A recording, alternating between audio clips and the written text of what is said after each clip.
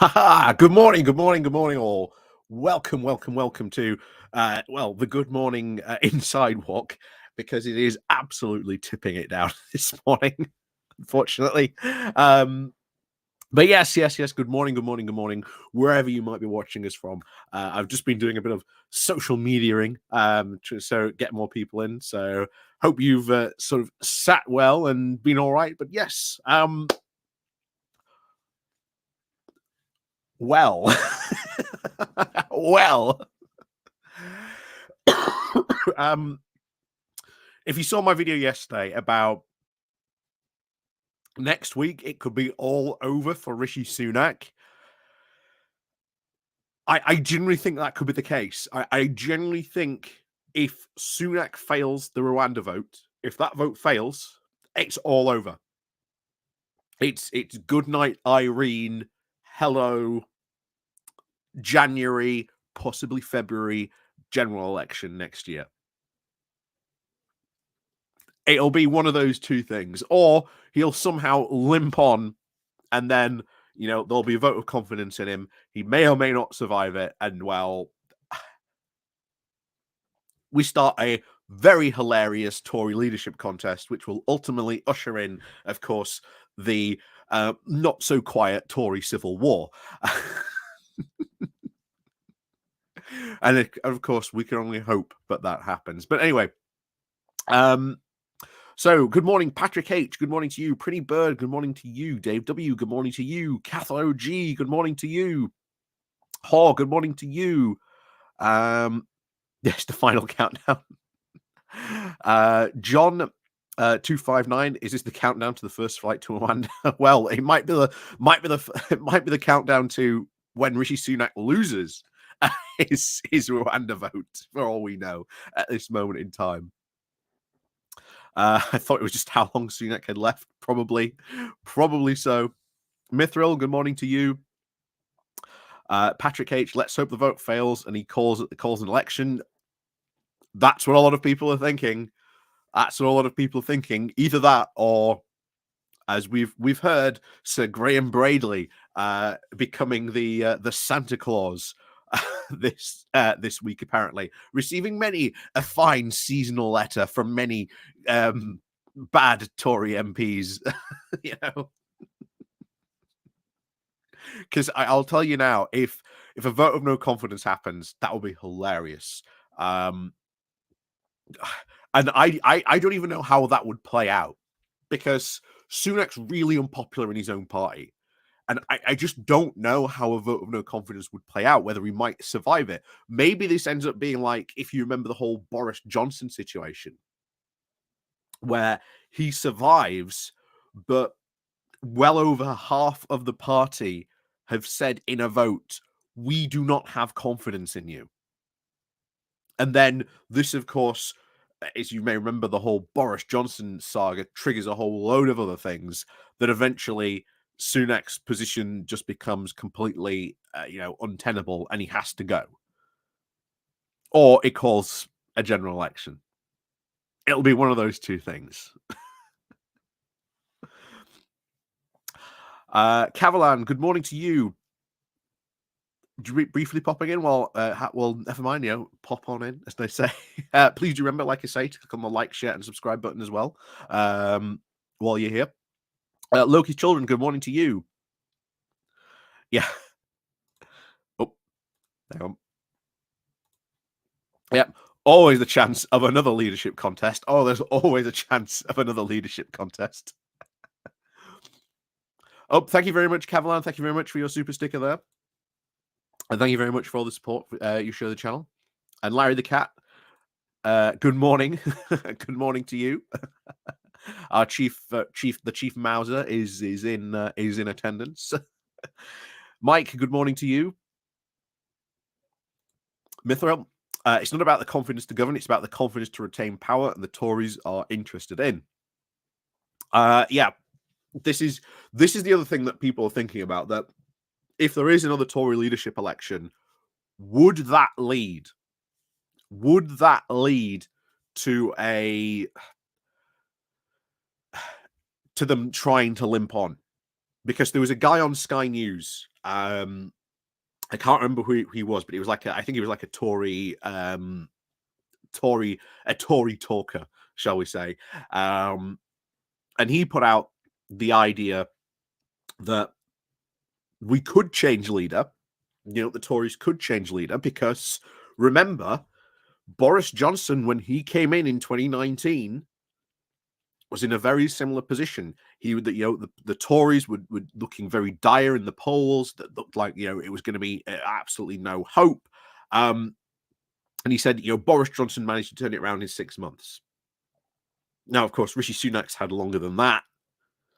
But the question is, who do you bring that can turn the situation around in 6 months? The reality is there is no one, absolutely no one in the Tory party who could turn this round. Even if you get someone like Penny Mordaunt, who is like a moderate Tory, even she could not turn this around because they are surrounded by just sheer incompetency. At this point, they have gotten rid of all the Boris Johnson got rid of all the competent people. He got rid of them all. They are gone, and there are very few actual competent people left.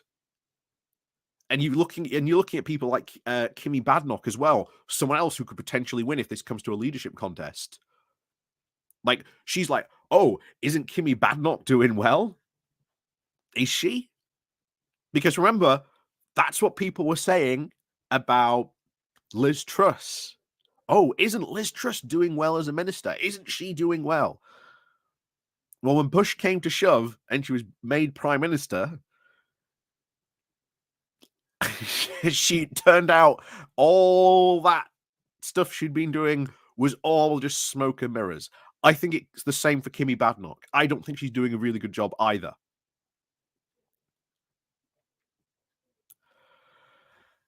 But we'll see. We'll see what happens. And maybe at some point in the future we'll talk about the future leadership candidates, because I think Tom Tugendhat might come back.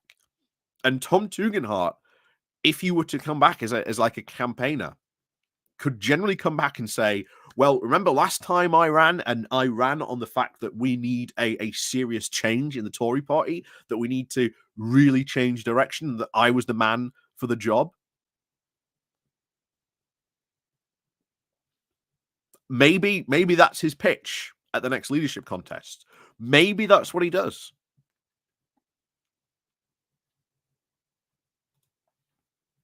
If Sunak is replaced by a right-wing extremist such as Braverman or Patel, will their economic policies be the same as those of Liz Truss? Oh, absolutely. Yes. They will absolutely be the same as Liz Truss. There is no doubt in my mind. Maybe they won't go as far and as fast because I think they've, quote, learned their lesson. But it would probably be the same. You would probably see the same type of economic policies. I like this. He's making a list. He's checking it. You said twice. You should have said trice to see who's the next leader, Farage or Trice. 7 bins is going to frown. Well, that's the other thing. If you let Nigel Farage into your party, you've pretty much picked your own successor at that point.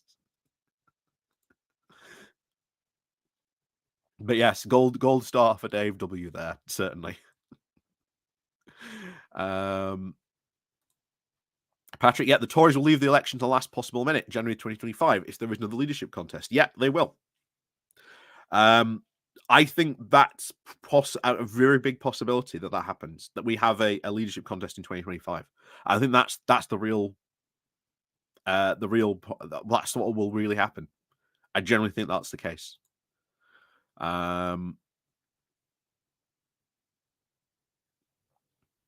Paul, good morning to you. And of course, what about honest Bob Jerick? Well, we'll get on to Robert Jerick's red hot fury in a moment. The Tories may merge. Will the Tories merge with the Reform? No, I think probably not. To be honest, maybe they would do a pact, but I never think they would properly merge with Reform. I think there's still two big differences between the party, even though honestly, Reform is just an even more hard right version of the Tory party. It's not beyond the realms of possibility that they would maybe pact together or that they would do stuff together. But I've said before, I think at the next general election, we'll see some Reform people slip in. I really do. Patrick A. Tugendhat is a Liberal Democrat compared to modern Tories. Yeah, exactly.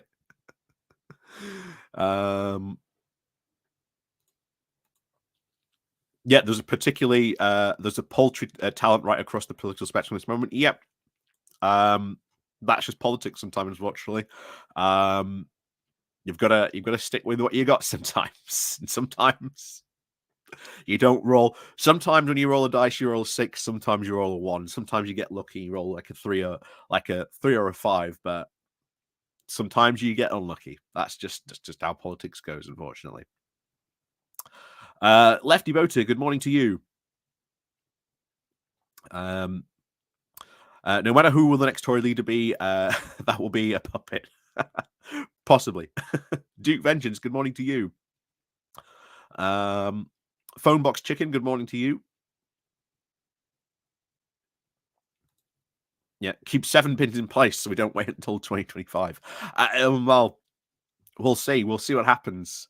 We'll see what happens with that. But if he loses the vote next week, then oh boy, I think within probably 24 hours you could see a leadership challenge. I really do think that. Duke Vengeance, can you stay in bed? Sure you can. Sure you can. 91 Leeds, good morning to you as well. What's the latest theory on let me start again. What's the latest theory that Sunak wants to hang on as long as possible until an Indian trade deal is ratified to try and boost his and his wife's wealth? Even then,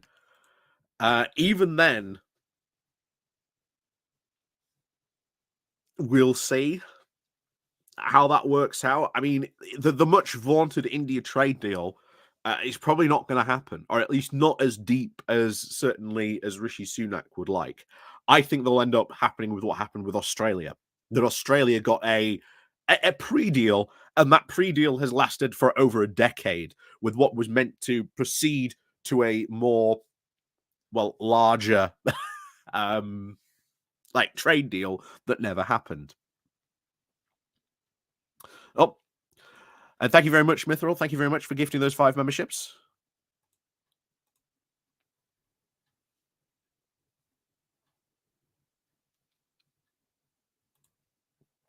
Phil, do you really think that Rishi will be gone next week?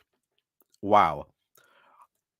Here's the thing. If he loses that vote, if he loses the vote in the House of Commons next week, if he loses that vote over the Rwanda deal, all bets are off on what could happen. Because as we'll be getting into a moment, you've got people like Jerick, who Jerick was meant to be like his closest, one of his closest allies.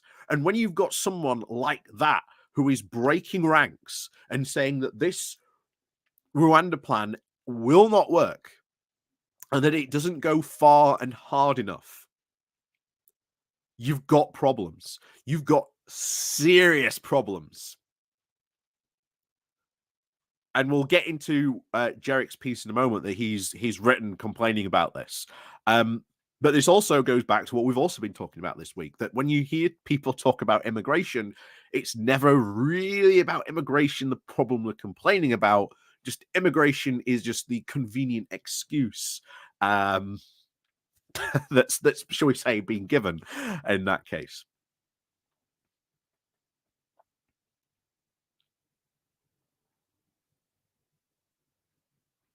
Simon says, who's this?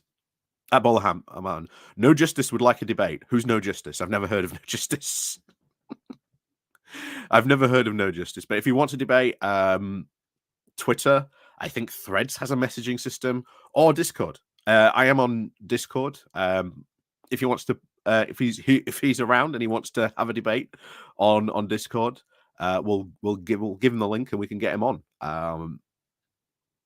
Although I don't know what does he want to debate about. Is it Corbyn or is it? I don't probably Corbyn, because that's probably the more recent thing that I've done about that, but we'll see.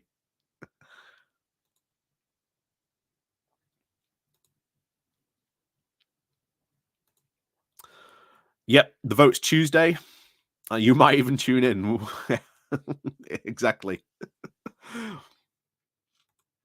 Buzzworth, yep, if Sunak loses the vote, his only option is to call a GE. It's the longest of longest shots. Yeah, that's his only option. This is really his only option at this point.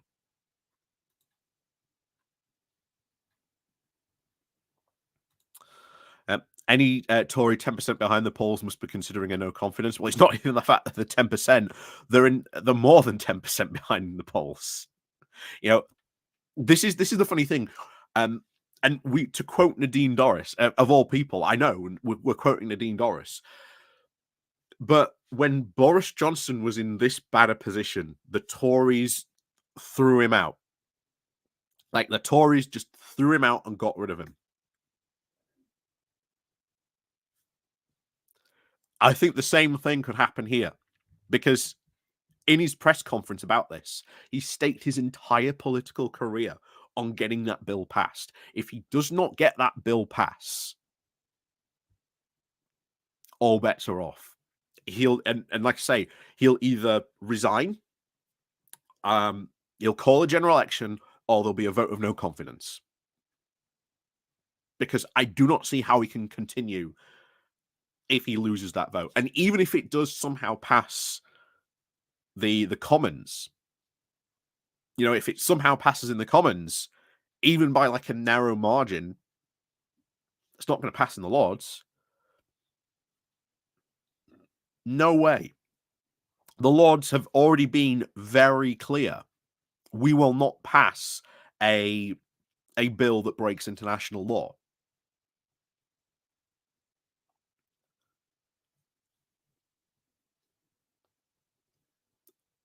And then what do you do if you lose in the Lords? Do you then go to a general election? It doesn't have enough time to deploy an active parliament, which would bypass the Lords. And even then, I don't know if you would have the votes, because I think you've got to have like a super majority. So you've got to have like, I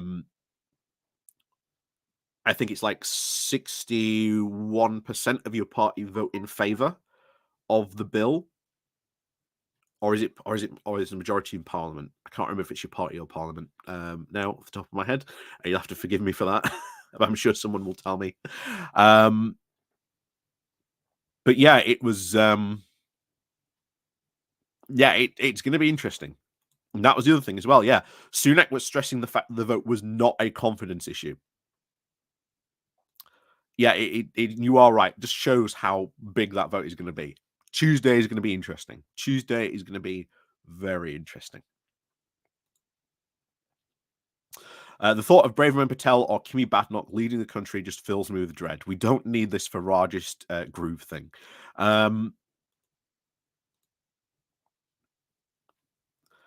Yeah, it's interesting. Interesting to say the least, on that front. That's for sure.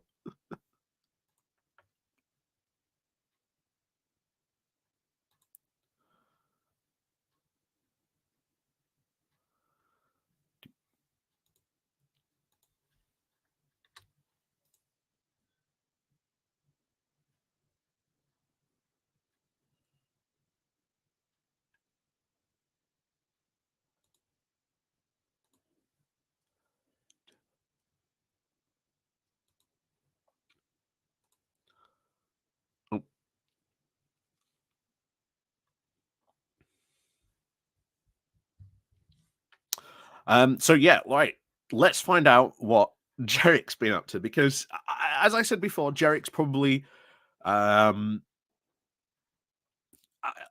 an incredibly close ally of Rishi Sunak. Incredibly close ally of Rishi Sunak. So the idea that he's jumped ship and gone after him is probably signaling quite heavily that he's preparing for, shall we say, life post Sunak, which could be interesting, to say the least.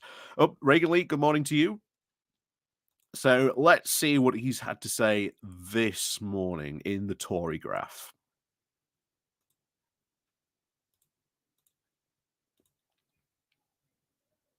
Oh, there we go. There we go. So this is what he's written this morning, Robert Jerick. This is his piece. So politicians must listen to the people on immigration or face their red hot fury.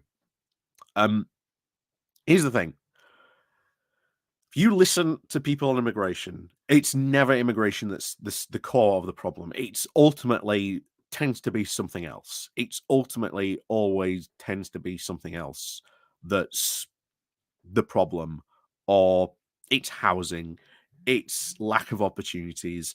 It's always something else. It's never just immigration. And of course, immigration is the convenient excuse. Oh, we're being really hard on immigration. Oh, we're trying to do this. We're trying to do this. But it's not immigration that's the problem. It's something else. In many cases, it's austerity that's the problem. Yeah.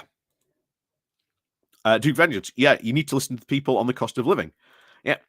And as someone once said, it's the economy, stupid. Exactly. Exactly. Oh, Mithril, you leaving? Good. Hope you've enjoyed your stay with us today. But yes, see you later. And like I say, don't forget to click on the like and share button as well. So let's see what Jerick has had to say on this. So, he says, one of my first visits as an immigration minister was to a family in Dover. Their home had just been broken into by a small boat arrival. It was a portrait. It was a portion of the damage of illegal immigration is doing to this country that would confront me every day in my position. First of all, how do they know it was a small boat arrival? Do they know it was a small boat arrival? Or was it just the fact that, their home got broken into? Must have been an immigrant. Must have been an immigrant. Yeah, call me highly skeptical of that claim.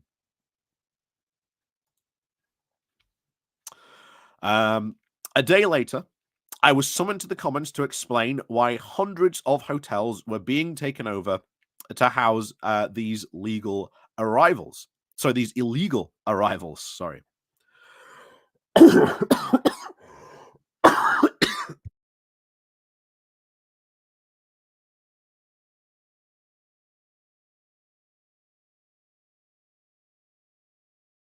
Oh, there we go. Pardon me.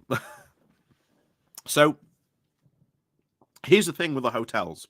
Why are these hotel numbers stacking up? Because this is one of the big things that people ask. Why have you got this big stack up in these hotels? Partly because the Tories have broken and defunded the asylum system so much that it cannot process people. You have people waiting years to be processed, and as a result, it's just piled up. We used to be able to do these applications in like 6 to 7 months. Now it takes more over a year. You can see how badly they've broken the system. That's what you need to fix, because guess what? If you start fixing this and you start getting people on and into the system and, funding other systems as well, guess what? Your numbers go down. It's all fine. One of the big problems we have at the moment with immigration is that we just have this massive backlog. And it's the backlog that's more than anything that is causing problems.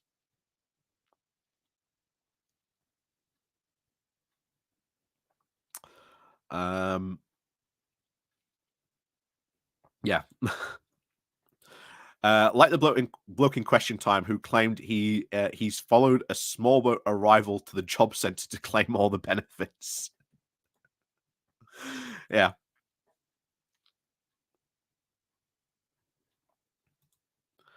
Could asylum claims be decided rapidly by AI? I generally don't know. Like I say, AI currently is a process. So whereas and AI is sort of a very rules based system. This is why a lot of accountants are worried about AI because AI currently, as it is now, could replace an accountant because accountancy rules based system with numbers. It follows a very logical system of progression. So you know, you earn this, you pay this much tax, you declare, this and this and this as expenses. Well, okay, this is how much you pay. That is how AI would work as an accountant. When it comes to immigration, I'm not really sure because while it is again a sort of a rules based system, I think there's a lot more that goes into it than um, just so shall we say simple box ticking or box filling exercises. I think there's a lot more that would go into it. Um, Maybe you could use AI in some capacity, but I'm not that confident you could use it to clear the backlog like this. Um, yeah, and that's another good point. Yeah, we still have one of the lowest intakes of migration in Europe, but the media still can't say that. Yep.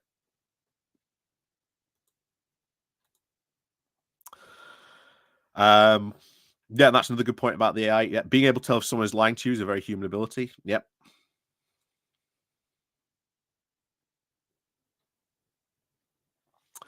Um, it's yeah. I don't think so. Not at the moment. Not with how AI is at the moment. Probably not even in the future. Um, when it comes to that. But yeah, as we've always said,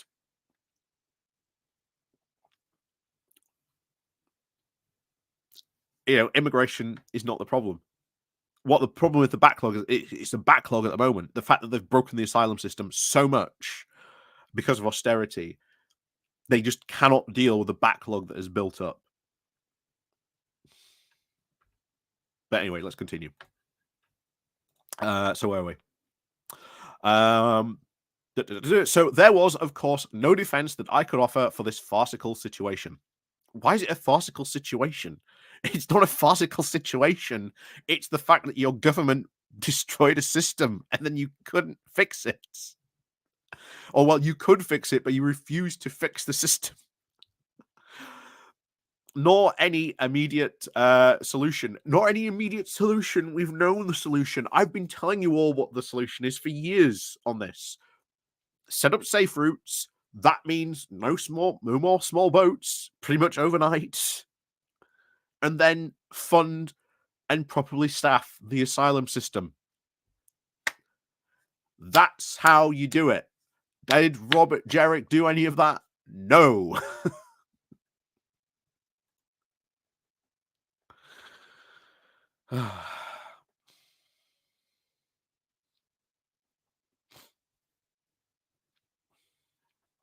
Yep. Lack of civil servants and cut to the Home Office. And yet they were warned about this. They were warned about this when austerity hit. If you do this, you are taking away our capabilities to do so much. And yet you have a lot of should we say small c Tories who are like, there's too many civil servants. We need to get rid of them. We need to get rid of them. We need to cut like 5,000 civil servants. And bear in mind, if Trump wins, you are going to see a administrative disaster on a scale that we have not seen we've never seen before.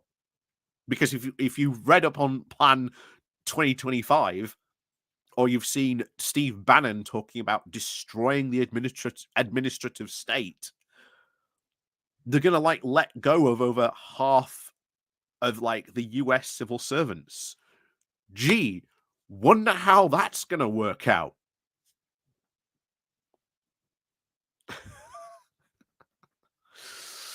Oh.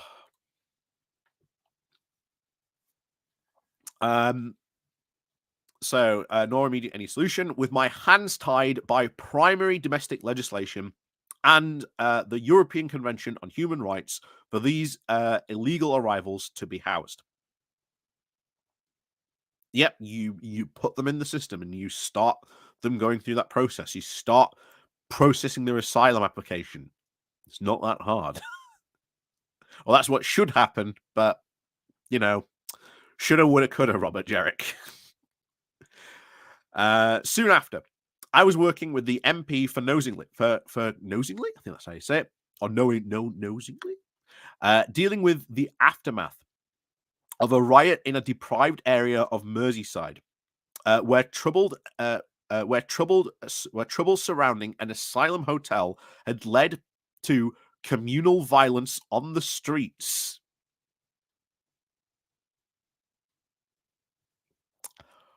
Who whipped up that communal violence, Jerick? Who was responsible for that? It was the far right. It was people like Tommy Robinson, Nigel Farage, encouraging people to go after these people in hotels. That's who whipped up this violence. It's not rocket science, and yet he's trying to blame people in these hotels.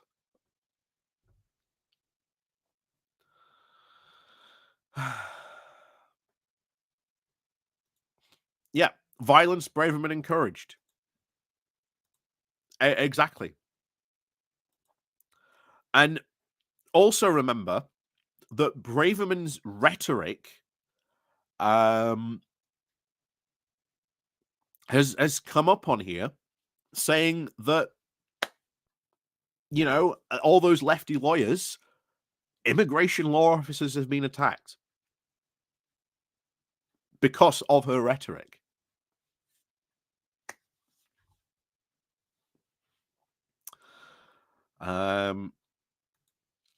What's this? No Justice, fellow YouTuber, Twitch, very left, not a Starmer fan. Well, yeah, if she wants to get in contact with me, like I say, I'm on Discord, etc. Tell them to get in contact with me. We'll set something up.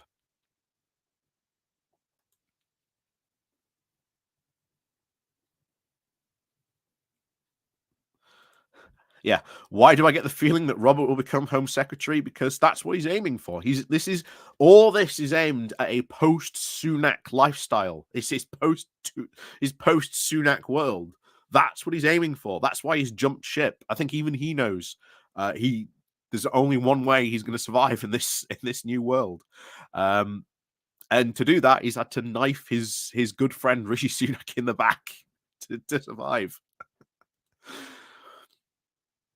So, if the former Home Secretary, Sajid Javid, declared a major incident when over 250 arrivals crossed between January and November of 2018, 5 years on, and over 140,000 illegal arrivals later, when I walked into a very beleaguered Home Office, it was clear that the illegal, dangerous, and completely unnecessary crossings had pushed the UK beyond breaking point. Why did it break in the first place? Why did it break in the first place? It was because of austerity and the cuts made to the Home Office and the actual asylum system. The gears, the levers that sorts all this out. It's because the Conservatives have been taking a sledgehammer to that machine for years. And then when it breaks, oh dear, it's beyond the breaking point. Oh dear. How did this machine break? How could this machine break? What happened here?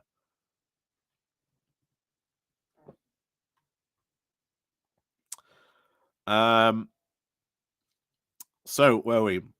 So the Prime Minister was right, therefore, to promise to do whatever it takes to end this farce. And until Wednesday, he had kept his word. While the legality of the Rwanda policy was winding its way through our courts, we did everything we could, striking a deal with Albania, increasing returns of immigration offenders, and cracking down on illegal working. This whole deal with Albania. Here's the thing: what happens if someone comes from Albania illegally and fails their asylum claim? They get sent back to Rwanda. That is not against not sent back to Rwanda. They get sent back to Albania because at that point they are an Albanian citizen still. It's not that difficult to understand why they're suddenly talking about, oh, we've got this deal with Albania.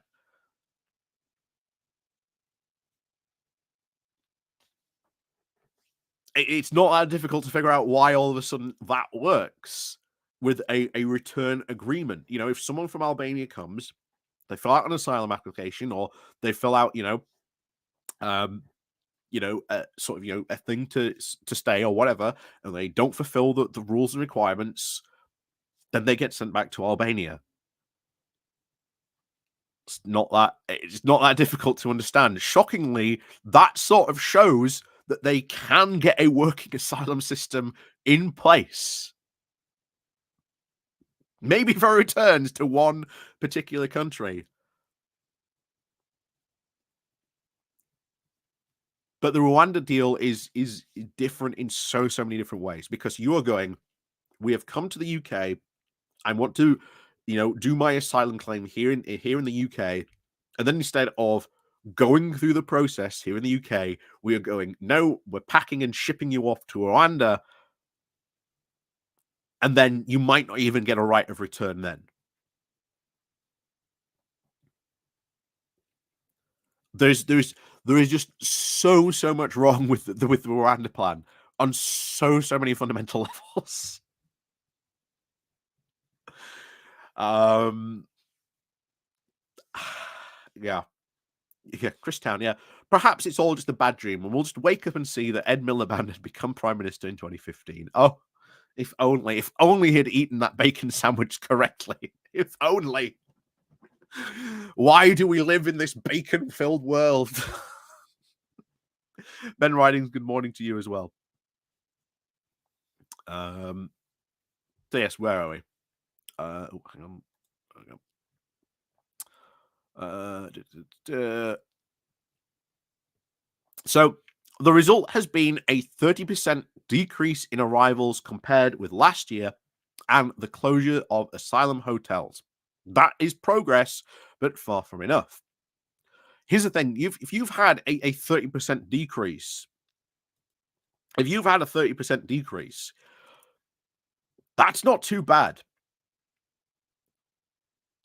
Like, congratulations! That shows that the asylum system is actually working and it's not broken. If you've had a 30% decrease, if you've been able to get people out in the hotels and be able to sort them through the system, then a 30% decrease is pretty good. That shows that the asylum system can still work and that it has been working. That maybe if you properly funded that system and properly staffed that system, maybe you could get that percentage down even more. But of course, that's not what Tories want.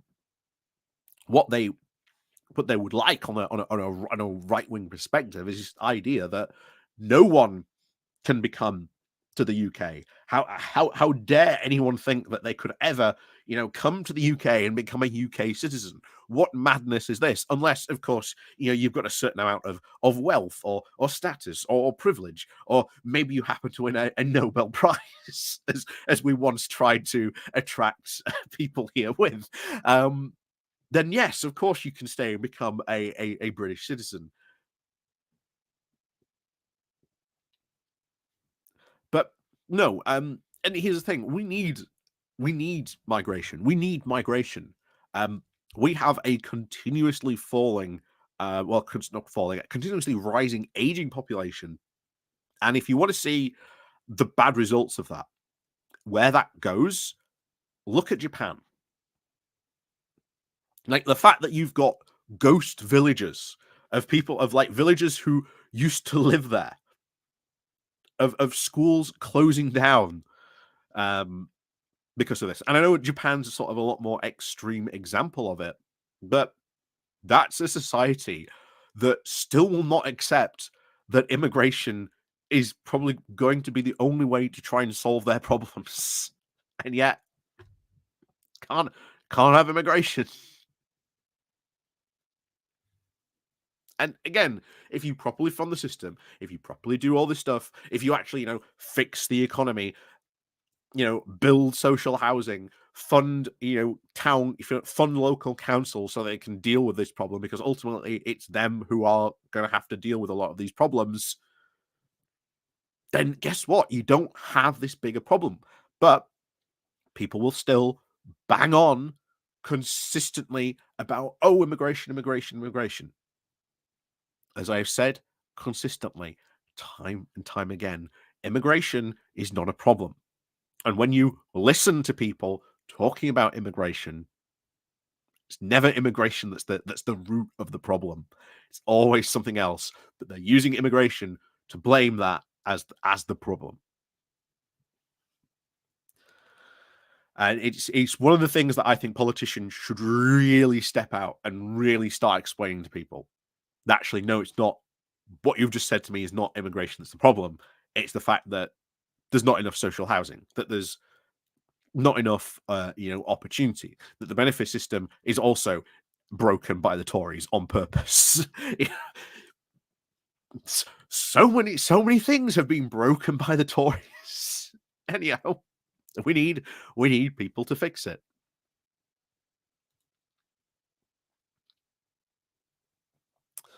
So the bleak reality is that there is every reason to suggest that the outlook is deteriorating.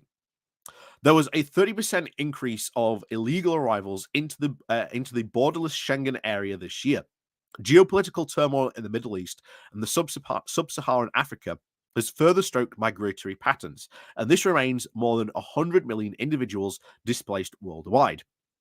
So, how about we do something about that? How about we tackle, climate change and do something about this? How about something that has been mooted for quite a while, that we set up a proper UN development sort of council and fund to help fund these, these sort of poorer countries, to develop them, and then geopolitical turmoil. Well, maybe we should actually seriously get our heads together and start actually thinking how we can solve peace in the Middle East. It's not going to be easy. It's not going to be simple. I don't have the answers, but you need to have something beyond the fact you are calling for a ceasefire.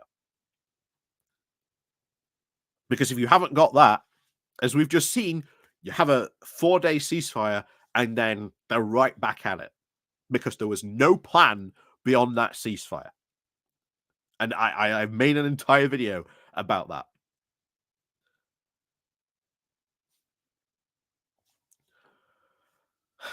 But yeah, so many things that they could be doing and could do, but they are just chosen politically not to do it.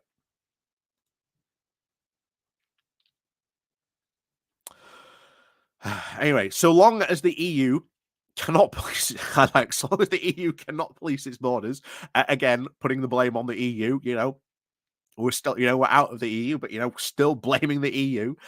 The EU will be the UK will be forced to grapple with the injustice of illegal migration.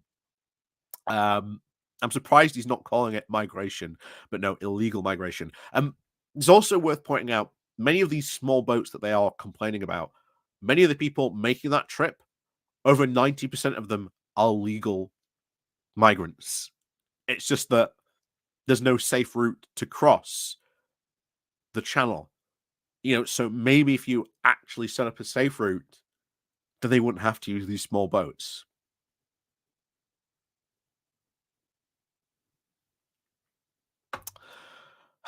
Anyway, meanwhile, at the Hall of Justice, the ruse, the open border enthusiasts in the Labour Party are attempting to sell the country that you can arrest your way out of this problem. Here's the thing.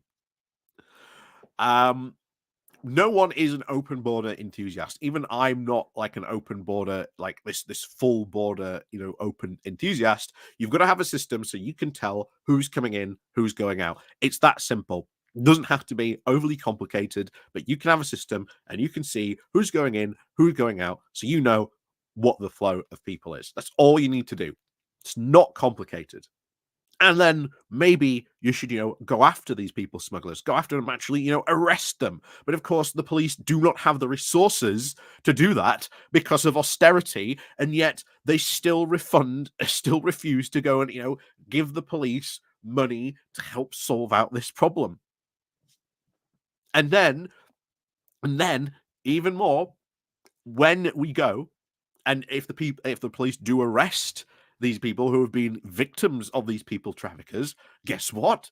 They get arrested as well, and they get sent back to their country of origin as well. So rather than helping protect those victims, we are instead punishing them. And that has been Tory policy.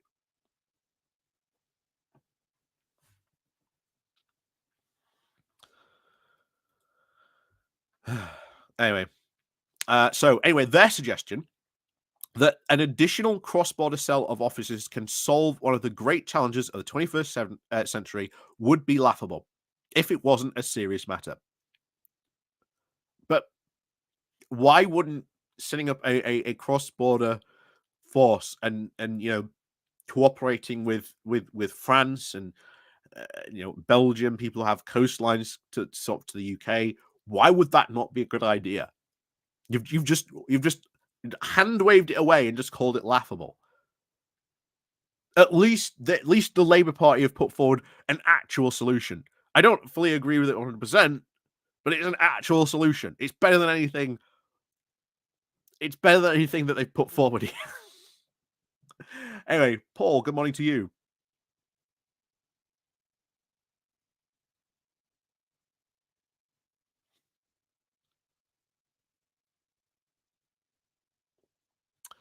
How did they get away with doing things not in their manifesto?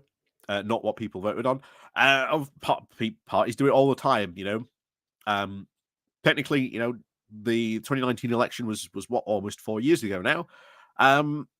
Things change, political change. And you've got to give governments that flexibility. You cannot just say you have to do this. You have to do what's in your manifesto, because politics changes. No one predicted in 2019 that there was going to be this massive, coronavirus pandemic. Should we have gone back to the polls and had a general election to try and solve the pandemic? No, you've got to give governments flexibility to be able to do stuff like that. So while I do agree, governments should fulfill what they do in the manifesto. After all, that's what they sort of are elected on. They do also and should have the freedom to be able to act and respond to problems should they arise or come up. I do believe that.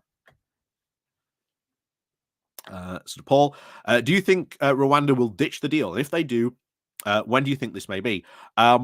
This all depends on how, if this deal, or if this current new deal gets sold by Rwanda. It's not the case of if Rwanda will accept this deal. It's the case of the legality.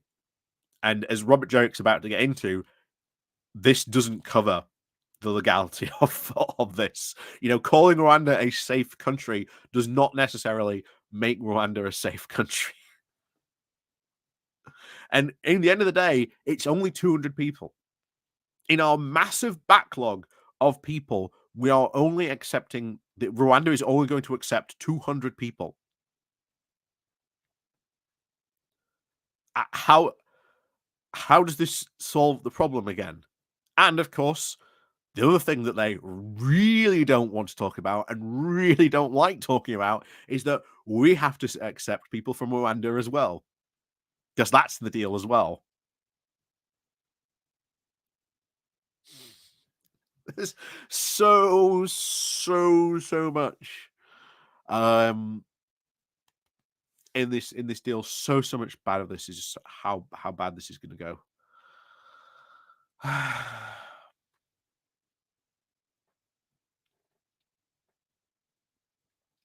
It's yeah. And yet Jerick's trying to sell this to Tories. Please consider me.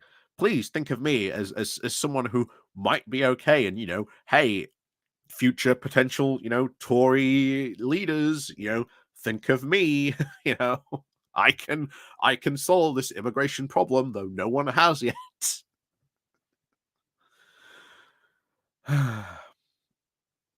Yeah, exactly. Yep, the government could make a bill saying that sticking your hand into a blender is safe, but you're still going to go to the hospital. Exactly. Exactly.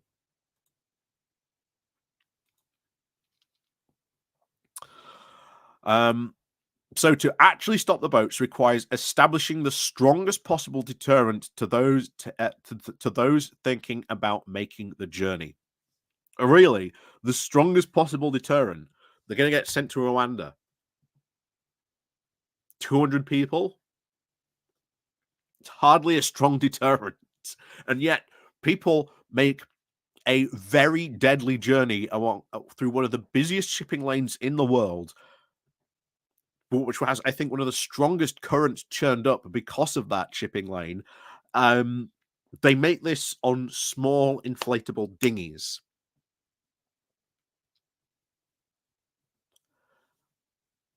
I think they're beyond beyond that deterrent, Jerick. The Rwanda policy is the only credible deterrent that can be implemented to achieve that effect this side of a general election. Yeah, and it's not going to work. It is not going to be seen as a credible deterrent because people are still going to come here. Even if this Rwanda policy gets put in place, even if it somehow works out 100% correct, it's still not going to be effective. It's going to be nothing. It's not going to be effective. Oh, but thank you very much, David Falconer. Thank you very much for your support there. Thank you very much. Oh, oh, yep. Oh, yeah. Oh, hang on. You're going too fast. And yet the current government is all mouth and trousers about leaving the European Court of Human Rights. It's unlikely to happen. Yeah. And they know it as well. They know it. If they leave the European Court of Human Rights, that's the Good Friday Agreement thrown into massive turmoil and our withdrawal agreement with the EU. Daily Blaze, good morning to you. No, we're not paying a visit to the Barnsley Triangle today. It's far too much rain. Far too much rain today.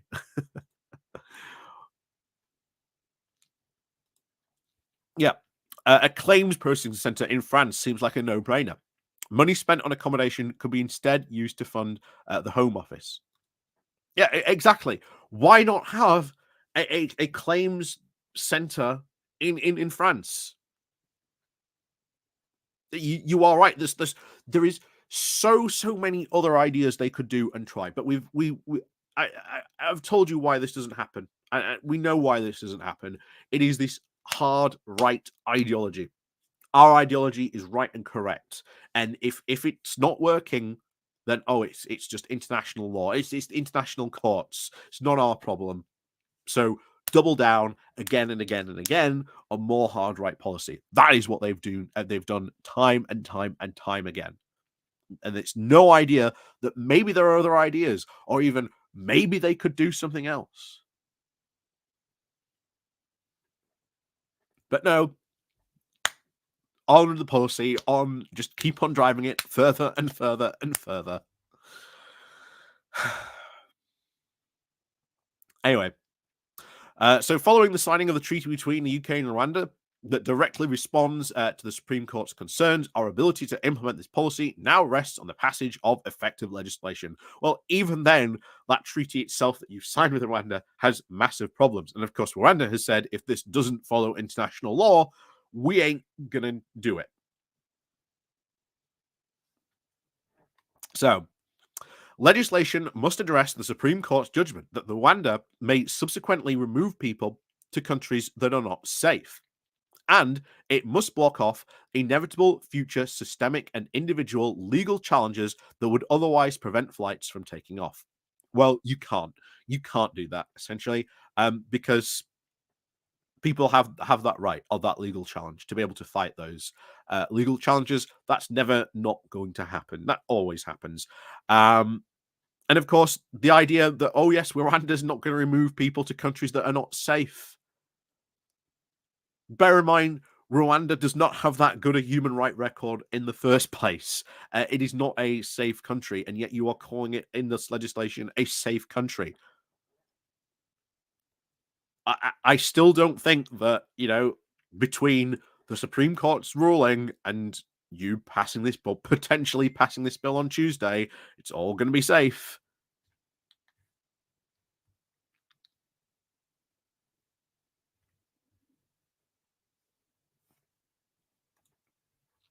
Anyway, where were we? So the Prime Minister is right to say that this bill goes further than ever before, but the best test of legislation isn't where it ranks in the many bills that the Conservative Party has introduced over the past few years. So the test is, will it work? No. Every single expert out there is telling you this bill will not work. Even if this bill is like 100% perfect and it can send, or we can send people on through like a tube. We like just push people into a tube and it just goes, like the post office, tubes. Or you see the messenger tubes. You just put them in, just go, and they go off straight to Rwanda. Even if we could do something like that, even then, it's not going to act as an effective deterrent. It's not going to stop people from coming here. It's just a complete flight of fantasy instead of actually, tackling the problems of migration and, solving the problems in the UK that people blame on migrants. Again, it is not an issue. It is seriously not a issue. Blue Fairy 10, good morning to you. Larry the Cat, I had someone say that money wasted in Rwanda. That was Yvette Cooper, by the way, who said that. Could have gone to processing refugees and would have cleared the majority of the backlog. Yes. All this money that we've spent on, all this money that we have spent on sending to Rwanda, if we'd have instead put it on clearing the backlog, hiring people, properly funding the system, we would have cleared the backlog. That would have been a massive benefit. Did they do that? No. Because again, they're idiots. They're idiots. They're fools. They just do not do this.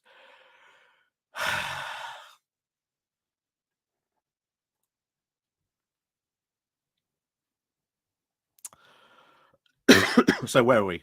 So the test is, will it work? So will it end the merry-go-round of legal challenges that prevent small boats' arrivals being swiftly removed in sufficient numbers to create a meaningful deterrent? Again, it's not about deterrent because people are still going to come here. You're not even.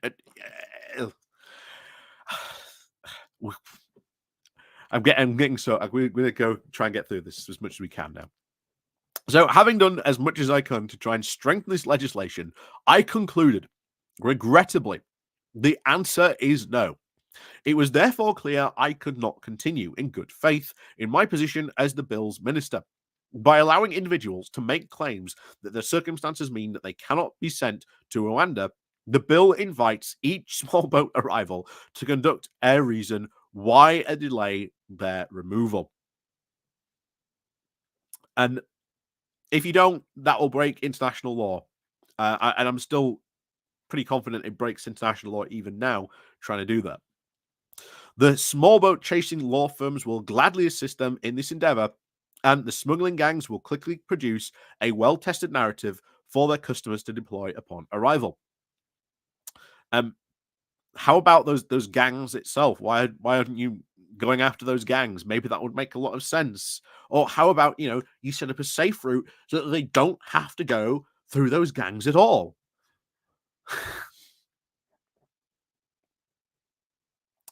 So the Supreme Court's judgment, which criticized Rwanda heavily and in many respects unnecessarily, what?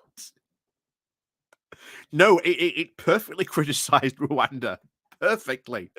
Means that judges will be far more receptive to their personal claims, thereby compounding the risk that individuals are then taken off flights in considerable numbers.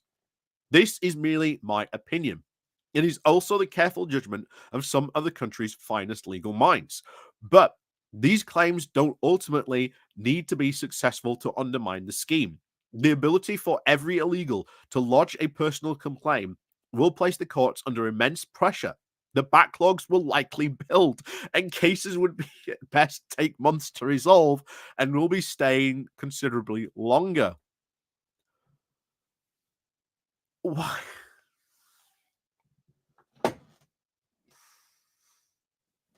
I love it. I love it. We're going to pass this bill because we've got this massive backlog, and now we're going to pass something to create an even bigger backlog. Isn't that going to be fun, children?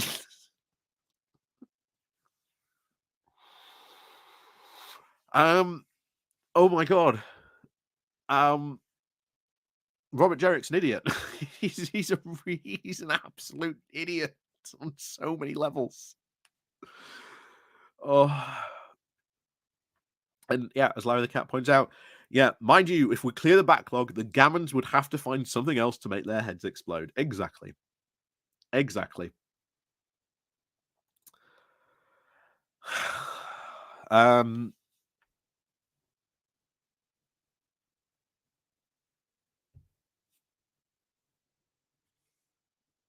yeah. This Rwanda policy is not, even if it does pass, it's not going to work. It's going to be a failure. Like 6 months from now, a year from now, the Rwanda policy is a failure. It doesn't work. It doesn't work actually as a deterrent. It doesn't work. And that's not even giving the fact that what happens if we send an inspector and we found out that, all the human rights abuses that many people have feared that we send people to Rwanda would happen. Then what?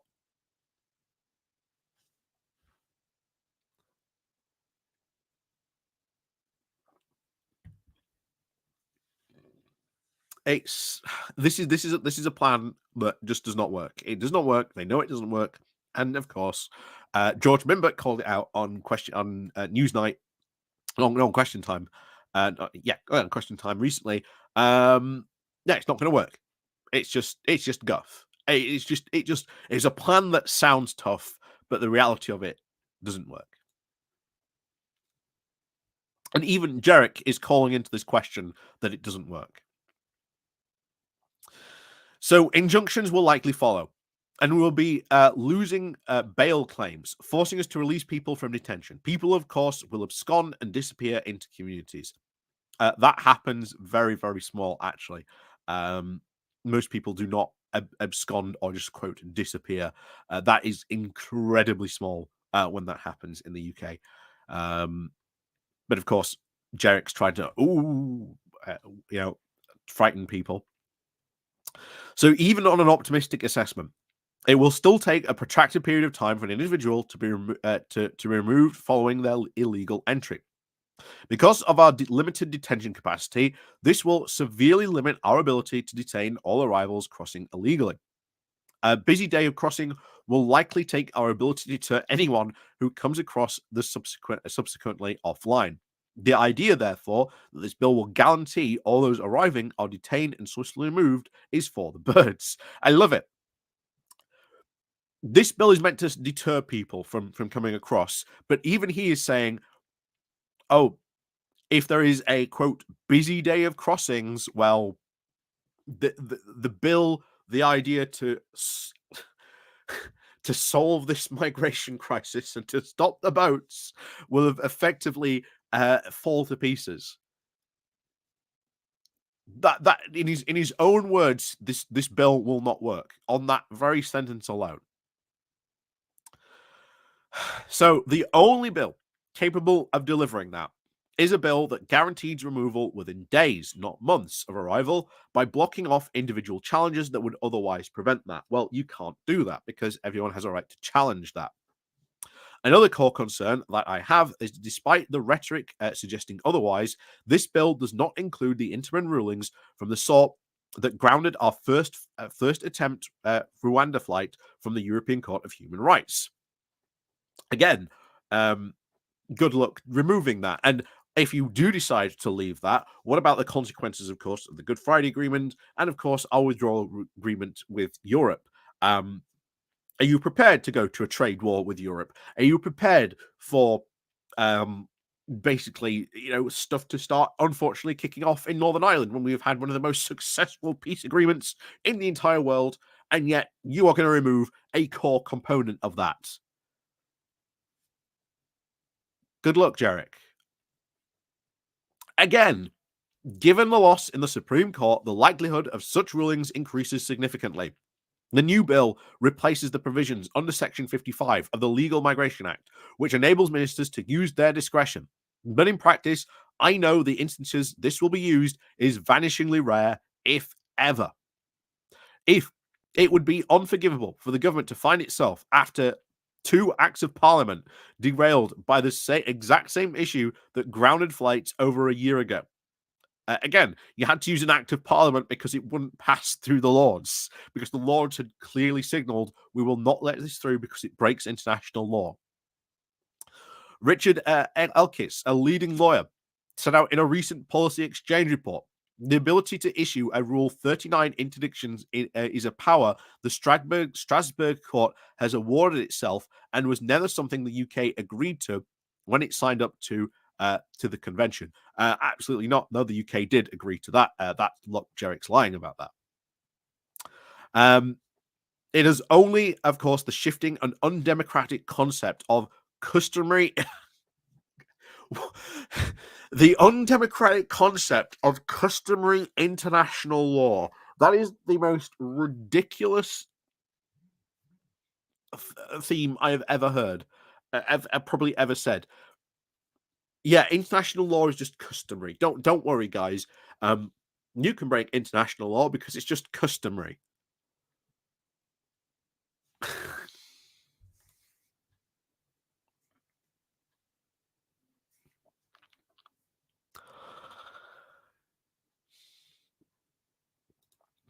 Cathlo G, thank you very much. Bonus: Britons earning under the 38,000 face being unable to live with a foreign spouse in the UK. They're just cruel. Yep. And the Telegraph writer pointed that out recently, thinking, oh no, there are consequences. There are consequences for me supporting this Tory government. But anyway, thank you very much, Cathlo G. Thank you very much for your support. Nope. Yeah. I thought maybe the smuggling gangs don't exist, but it's the Tory donors who are the smugglers. Possibly. There will be many journalists visiting Rwanda. I'm not sure Rwanda will want the spotlight. Oh, probably not. Probably not at all. Larry the Cat, you know what's next? Traffic lights in the channel or bouncers on the beach saying, if your name's not down, you're not coming in.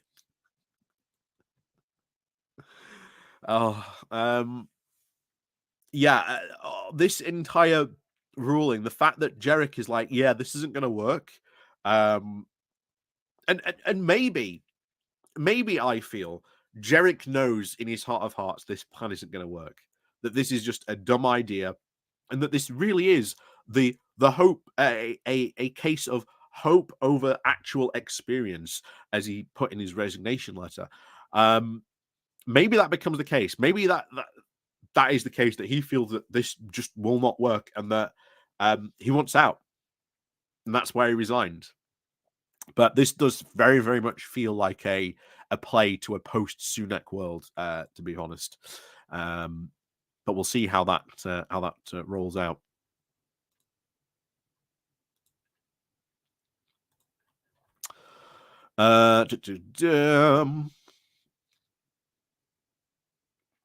So yes, so yeah, customary international law that has founded any of this status until now. The bill must therefore, in clear statutory language, preclude Rule 39 indicators from preventing removals. Well, no, you can't do that, because then you'd have to challenge the court. You would have to get all the other signatories to agree to that. That's not going to happen. Again, good luck in doing that. Having promised to do whatever it takes to stop the boats, the goal now seems to have been reduced to delivering some symbolic half-hearted flights taking off in the spring of next year. Clearly, for the policy to work, we need individuals to removed at scale, not within the days of illegally stepping onto our shores. Anything less than this, the boats will just keep coming. What's to say that the boats will just not keep coming anyway, regardless of this? Because Rwanda's only going to accept 200 people.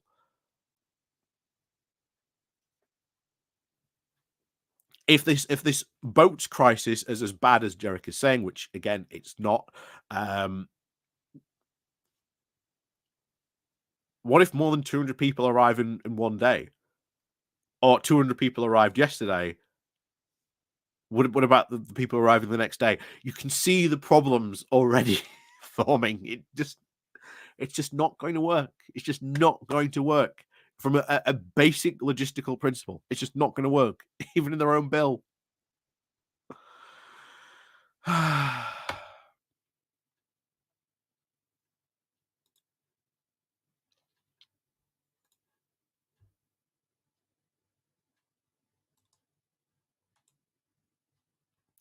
So we'll see how that works out. But to be honest, it's not going to work. None of this is going to work.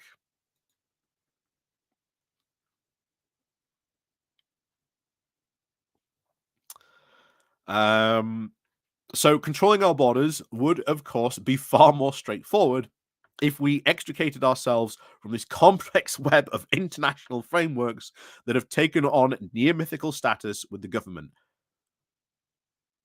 Near mythical stat. What on earth is that even about? Of course, you've got to follow international frameworks, because how do you ever expect to do anything on anything internationally? How is any government meant to even trust you in any future deals you might do if you don't do this?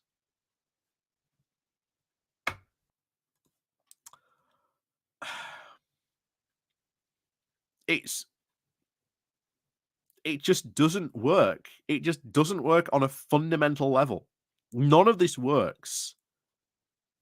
Just none of this works on a fundamental level. Yeah, this is what they try to do. So these treaties were designed for a different world and have since been stretched beyond their intention. Then why aren't you then trying to go and renegotiate these treaties? Oh, that's right, because when Suella Braverman went, she was treated like an absolute dipstick. And blaming the international community for not being able to do her job. Yeah, it sounds good. Sounds amazing, Suella. But no, she was laughed off on an international stage, and then didn't even propose how we would change any of these international treaties or what she would like to do to change these international treaties. It was just, please, can you do my job for me? I can't do it.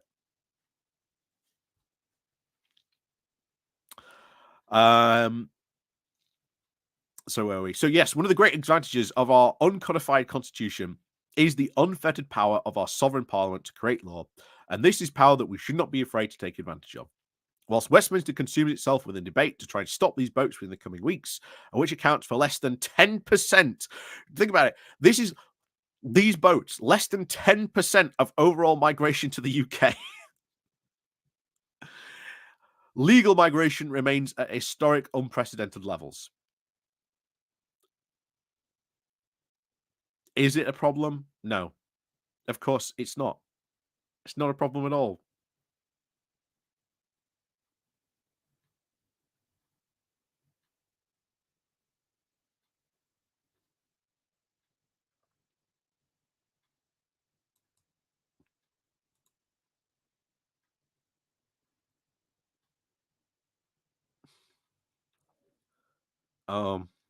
We've got some trolls in Twitch chat.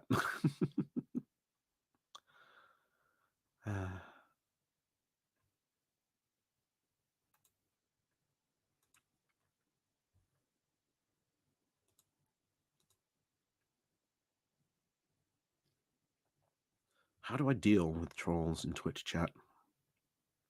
Politics, am I right? Yes, too true. Too true. Too true. So where are we? Yeah. So, yet the arguments advanced by the government about why we must stop the boats, again, severe community cohesion challenges. Well, maybe you should put money into that to solving that. Pressure on public services and housing challenges. Well, once again, you need to put money into that, into building that housing, into those public services. Why are you not putting money into that? Oh, that's right, austerity. 13 years of austerity that you refuse to put money into. And once again, migration is not the problem. It is the fact that the government has not put money into essential public services to try and solve problems that they then like to blame on immigration, which the right can then go, oh, see, NHS is failing because of immigration. And that's not the problem at all. It's the fact that the government has been putting money into the NHS to make it run properly.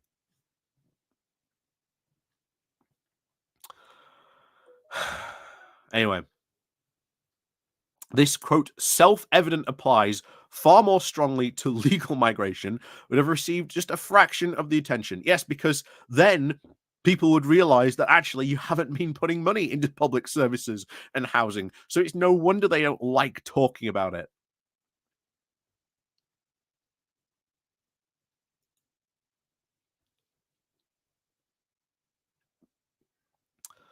Um, GP services and hospitals do not go on trees. Uh, Integration is impossible.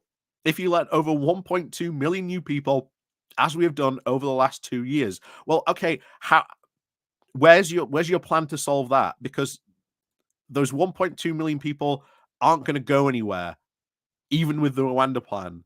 So how do you intend to solve that?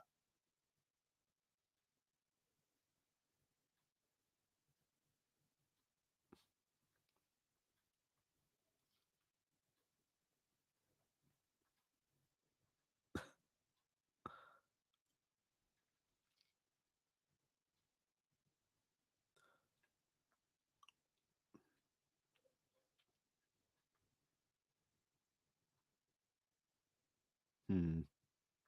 This is the thing about StreamYard. For some reason, I can't interact with you, which is super annoying.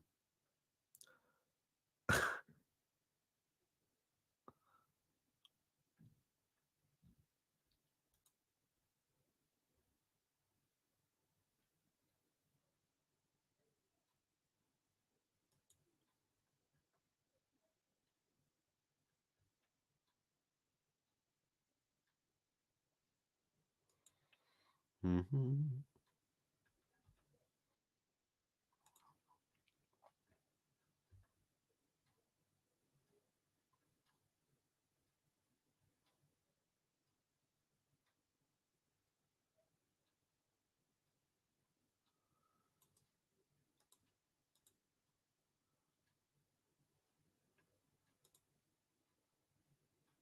Oh well. Tell you what we'll do. Since it's all coming from Twitch. There you go.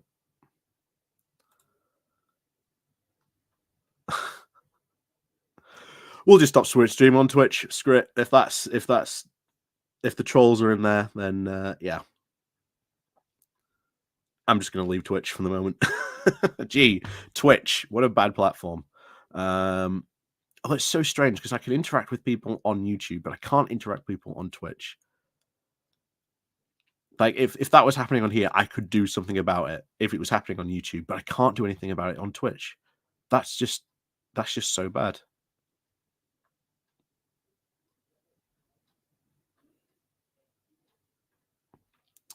Anyway,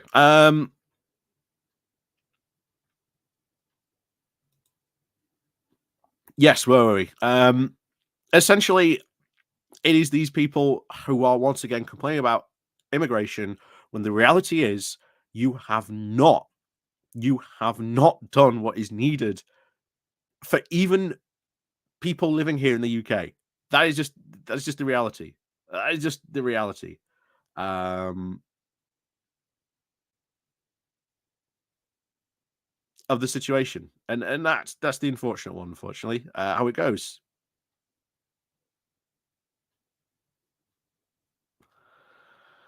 Um, just how it runs, unfortunately.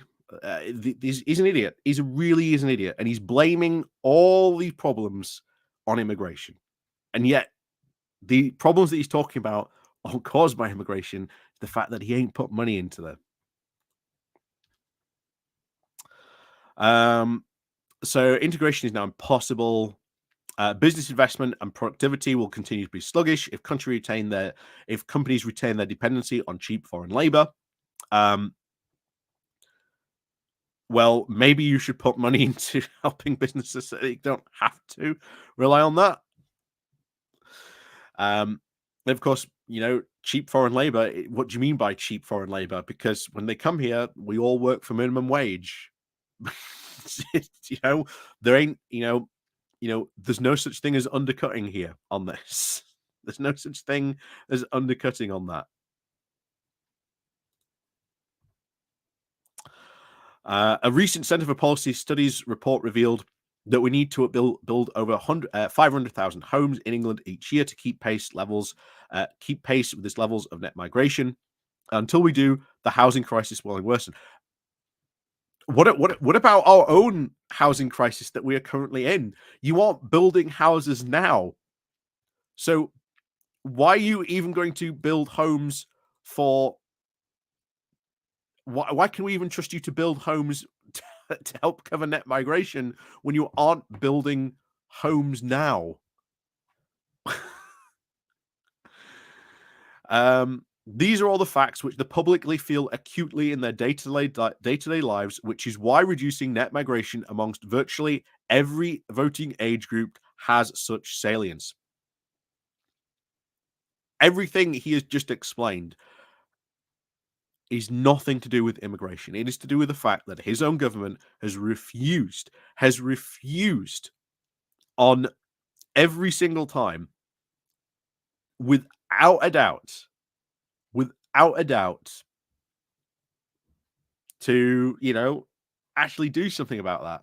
And because he hasn't done anything about it, well, at least his government hasn't done anything about it, oh, we'll just blame it on immigration. This is exactly what we used to say about when we're in the EU. Oh, if we leave the EU, we'll be able to solve all these problems.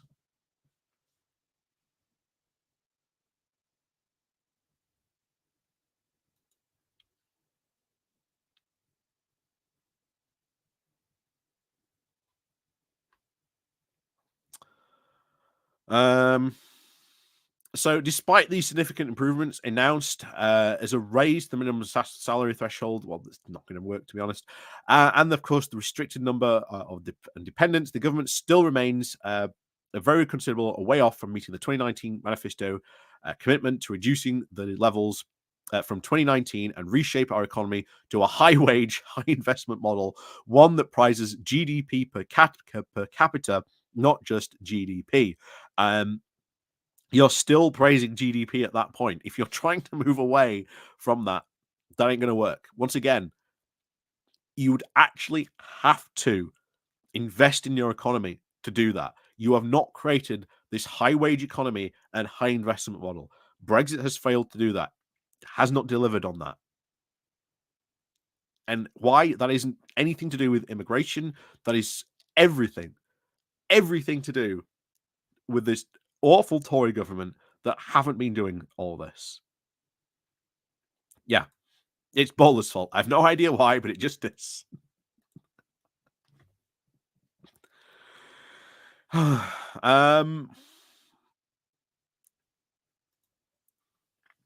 So the reforms that you, Robert, calling for need to be implemented immediately via emergency rules change to prevent a false fire sale via visa applications that must be accompanied by a further significant measures within the new year. For starters, the graduate role is ripe for comprehensive reform. Too many universities have fallen into the migration rather than the education business and are marketing low-grade short courses as a backdoor to a life in the UK. Okay, prove it. The other thing is that universities love migrants because they can charge what they want. They can charge what they want for someone to come to the UK. Here in the UK, there are rules about how much they can charge someone, which, of course, the Tories, have increased. But of course, you can't go into a UK higher education because universities are full. Oh, well, again, must be the migrants. No, it's not. It's because increasing numbers of people year after year after year have gone to university. And that's been predominantly the problem. You've now got a case that's now happening where students who move away can't get housing, the accommodation is too expensive, and thus they can't go away to university.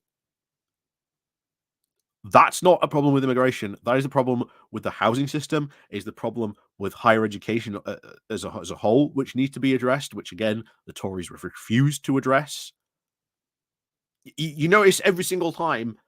Oh, it's immigration. No, it's not. When you look at it, when you listen to what they're saying, it's never ever anything to do with immigration. So post Brexit, we will finally have the levers at our disposal to deliver on the promises that politicians have successfully made to the British public to reduce net migration radically. Well, every plan so far has failed. Why on earth is the Rwanda plan going to fail? Fail. Why is the Rwanda plan going to succeed where all these other crazy, wacky plans have also failed? The resistance that we now encounter is the political preference of the short-term expediency of cheap labor, an outdated orthodoxy of economic benefits of immigration pushed by the OBR. Blaming the OBR for immigration. That's a new one. That's certainly a new one. And the flawed assumptions about the social and cultural benefits of mass immigration have peddled people with insulated from the trade-offs. No one has talked about mass immigration. What we have talked about is actually welcoming people here, and when they come here, making sure that they are welcomed and have the ability to be able to do that. It is not too hard to be able to do in the grand scheme of things. It is really not hard to do. We did it when we had a new Labour government. But of course, what the Tories bang on about, migration. What we'd bang on about when we're in the EU, all this, all these immigrants, not illegal or legal immigrants, just immigrants in general. Again, it's a good argument that they make up continuously to try and blame people for this. But there you go. So that's been largely almost his entire premise so far. Yeah. Did George Sanford's ghostwriter write this article? No, unfortunately. This was the UK Minister for Immigration, Robert Jerick, who wrote this. Who should know better?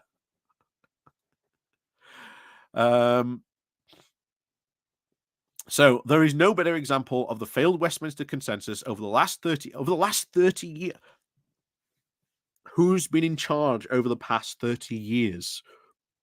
It's been the Tories. It has been the Tories that have failed to do all these things that he's talked about, that he has blamed immigration on.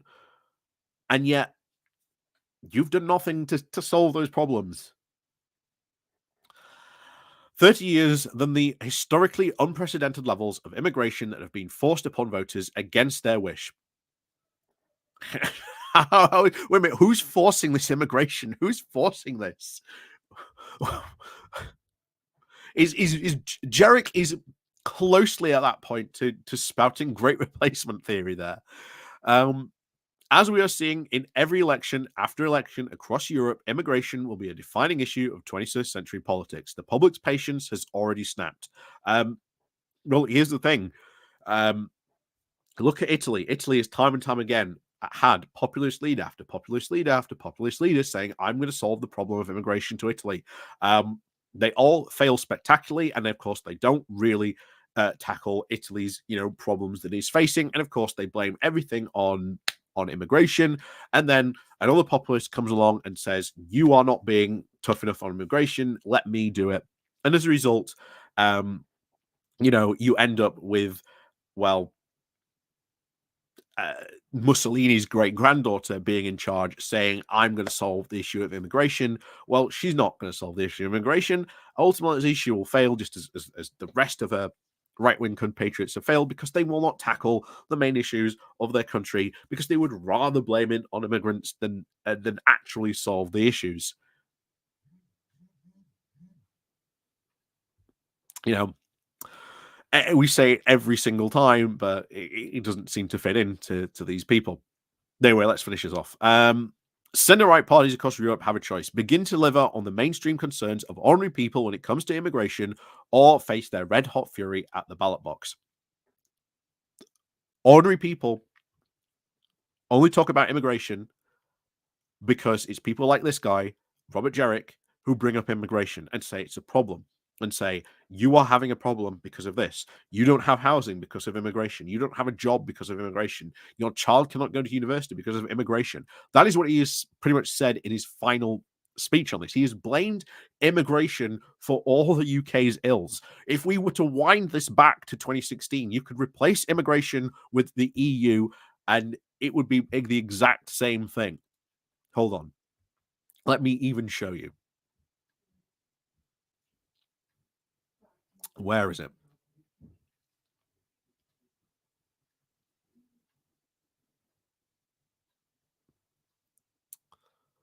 I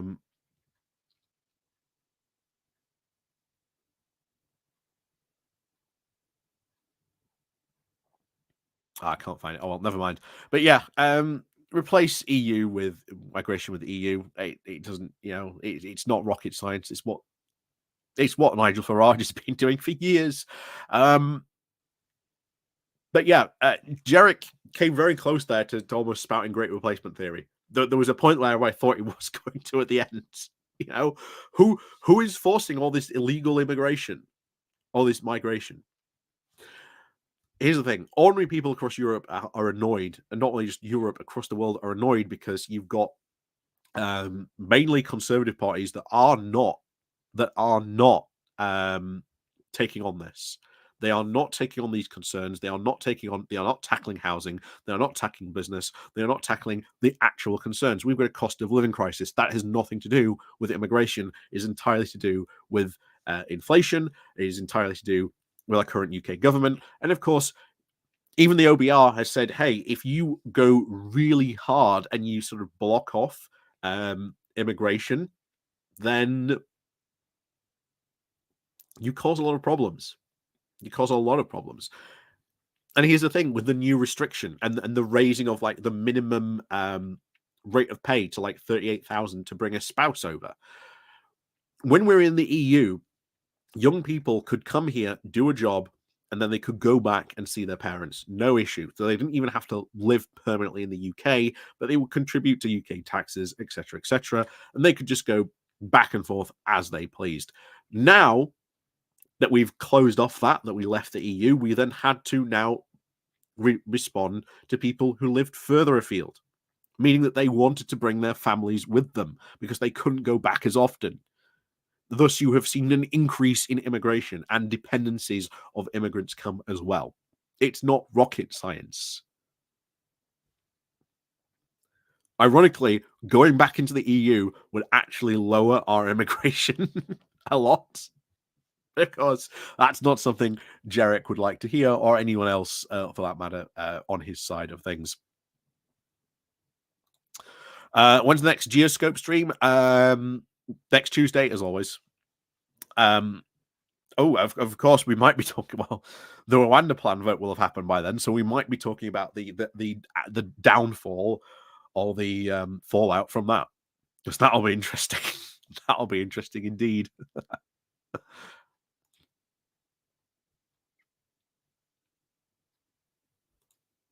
But yes, so that's Jerick's red hot fury, aimed at a future life or having a future political career beyond Rishi Sunak. And the fact that he's come out and said, yes, this Rwanda plan isn't going to work, I don't think it goes hard enough. That spells a lot of trouble for Tuesday when Rishi Sunak tries to pass this bill. And as I said at the beginning of this video, the likelihood is he may not last long. If that fails, It's resign, general election, vote of no confidence. One of those three things will happen, and we'll see. And we'll see what happens on that front. But until then, of course, thank you very much all for joining me on today's Good Morning Walk. Thank you very much for joining me. Unfortunately, Twitch was flooded with, and that's so annoying because I can deal with that. I can deal with it on Facebook if stuff. I can deal with it on YouTube, but Twitch would not let me deal with them at all. That was really frustrating. But oh well, we'll just not stream on Twitch anymore. As simple as that. I mean, no one watches me on Twitch, but it's good to have multiple streams across multiple areas. But we'll see. So as always, thank you very much for joining me, and we'll see you next time, of course, on the Good Morning Walk. Hopefully, when it's not absolutely tipping it down next time. But until then, of course, we'll see you all very soon.